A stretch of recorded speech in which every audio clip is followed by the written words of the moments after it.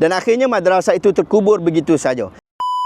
Monadin, seorang aktivis, saya telah pun mendapat makluman daripada JAIS bahawa tauliah motivasi terhadap Farid telah pun ditarik balik. Farid sekarang ada waran tangkap oleh Mahkamah Syariah, insya-Allah. Lelaki ini mula menjelma menjadi pendakwah terkenal, berjaya mencari kontak untuk membantu sehingga berjaya mendapat tauliah mengajar dari JAIS walau langsung tiada background agama. Lelaki ini mula menjadi penceramah bebas dan semakin terkenal. Sejak itu dia aktif masuk membuat motivasi di perbankan, juga untuk pelajar-pelajar waktu cuti sekolah. Dan melalui usaha seorang kawan, dia mula dijemput memberi ceramah-ceramah agama, bermula di Masjid Klang, memasuki grup asatizah sehingga banyak mendapat job memberi ceramah di masjid-masjid, pernah sehingga 45 masjid dalam sebulan. Dan kala itu juga beliau take over sekolah menengah agama Raudatul Furqan di Denai Alam dengan kos yang dibayar oleh sahabat saya sendiri, isteri mesalinya, dan selebihnya dibayar ahli jemaah konon sebagai jariah untuk ke syurga. Memiliki madrasah 4 tingkat,